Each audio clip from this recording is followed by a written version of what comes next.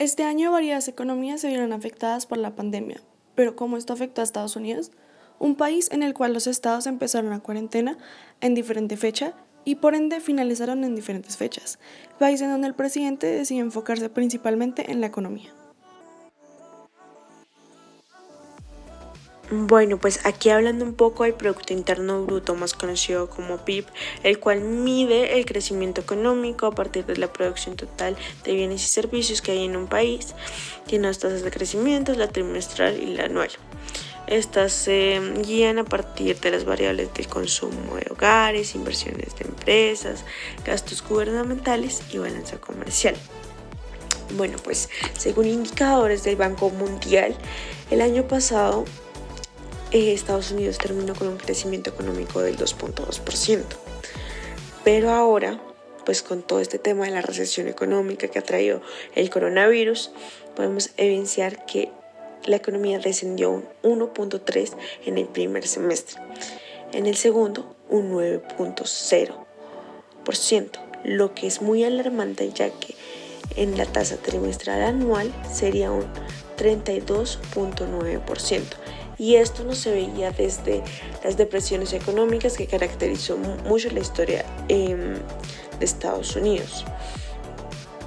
Pero es muy impresionante ver cómo este país en un trimestre se regenera y crece económicamente, reactiva otra vez su economía, ya que crece un 7.4% en un trimestre, lo que trimestral, en la tasa trimestral anual sería el 31.1%.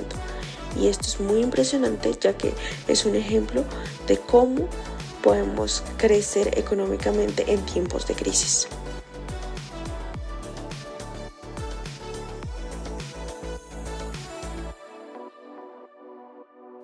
Ahora bien, si hablamos de la inflación, nos referimos al aumento generalizado de los precios, el cual es medido por el cambio porcentual del IPC o el índice de precios al consumidor. Los datos encontrados de la inflación este año muestran cómo antes de empezar la pandemia, la inflación de Estados Unidos iba decayendo. Sin embargo, una vez llegó la pandemia, el porcentaje empezó a subir. Teniendo en cuenta que la meta de la Fed o su Banco Central es de un 2% y en ningún momento de este año ese porcentaje se ha excedido, el porcentaje más alto ha sido en septiembre del 1,37% y a pesar de que esta inflación ha sido creciente no ha excedido esa meta, por lo cual el banco no ha decidido tomar medidas extremas para frenar el flujo del dinero, dejando así como una inflación flexible. Además, que decidieron enfocarse en disminuir el desempleo del país. De acuerdo con Mankiw, la Oficina de Estadísticas Laborales define la tasa de desempleo como el porcentaje de la fuerza de trabajo que está desempleada, es decir, mide la relación de las personas que están desempleadas con aquellas que están participando activamente en la producción de bienes y servicios. Como se observa en la gráfica, en febrero de 2020 la tasa de desempleo era de 3,5%, siendo el número de desempleados de 5,8 millones de personas. A raíz de la pandemia, estos valores fueron incrementándose hasta que en abril esta tasa aumentó hasta el 14,7%, junto al número de desempleados que ascendió a 23,1 millones. Esta es la tasa más alta y el mayor incremento mensual desde enero de 1948. No obstante, esta tasa disminuyó los siguientes 6 meses, hasta que en octubre llegó a 6,9% y el número de los desempleados se redujo a 11,1 millones. Esto refleja la continua reanudación de la actividad económica, principalmente en sectores de hostelería, servicios de negocios, comercio al por menor y construcción, pues se recontrataron personas que habían sido despedidas, entre otras medidas. Simultáneamente, en esta gráfica se puede observar que en abril las tasas de desempleo aumentaron casi el triple con respecto a marzo entre los principales grupos de trabajadores. Los índices de estos grupos, excepto el de los afroamericanos, fueron récord en el país. A pesar de ello, estos porcentajes han disminuido sustancialmente los siguientes 6 meses, reduciéndose casi a la mitad para octubre, aunque siguen siendo mucho mayores que los que se tenían en febrero. En cuanto a política monetaria, Estados Unidos planteó 3 hitos: las tasas de interés, donde la Reserva Federal redujo las tasas de interés hasta el límite inferior de cero; La segunda, que es la expansión cuantitativa ilimitada, donde amplió las compras de tesoro en los Estados Unidos y títulos con garantía hipotecaria. Y por último, creó programas nuevos y algunos que ya estaban existentes, como se observa en la diapositiva. Por otra parte, también se implementó el programa Main Street. El programa Main Street es un programa de préstamos dirigido a pequeñas y medianas empresas afectadas por el coronavirus. Ha otorgado aproximadamente 400 préstamos por un total de 3.7 mil millones de dólares. Busca mejorar el apoyo a más empresas pequeñas y enfrentar el déficit de ingresos. En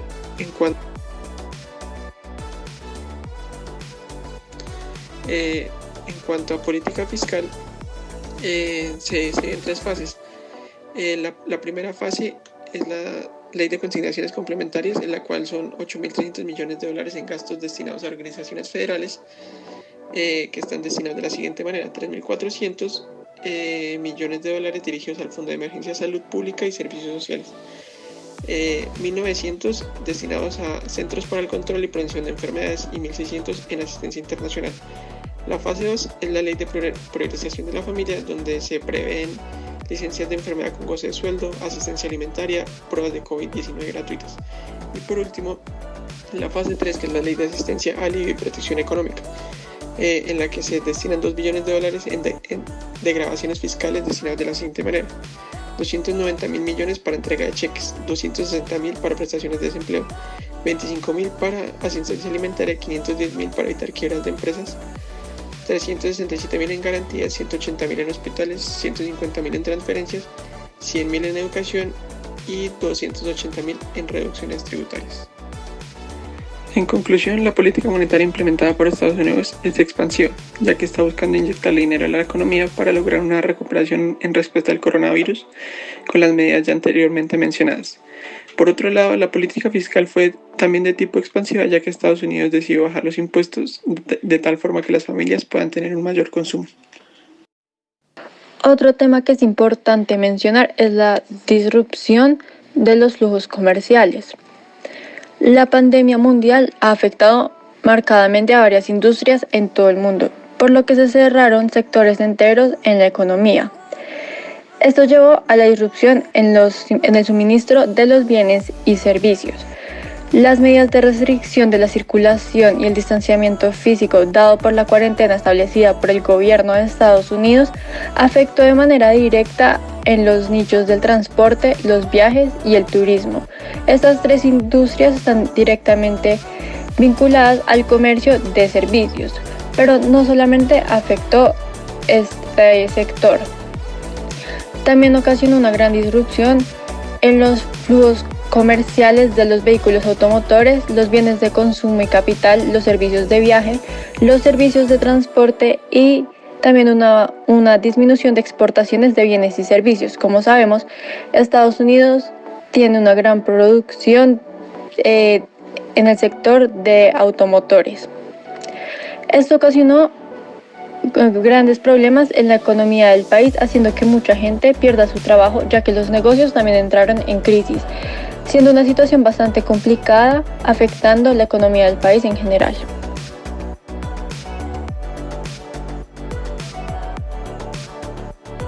Como se mencionó, Estados Unidos hace grandes exportaciones y tiene diferentes franquicias, además de exportar productos. Entonces se vio afectado los sectores de comercio con Sudamérica y del Caribe. También las cadenas de valor de suministro médico y automotriz se vieron afectadas. Y por último, las cadenas de suministro de alimentos tales como McDonald's. Son industrias que están afectadas no solamente en Estados Unidos, sino alrededor del mundo, afectando a estas empresas norteamericanas directamente.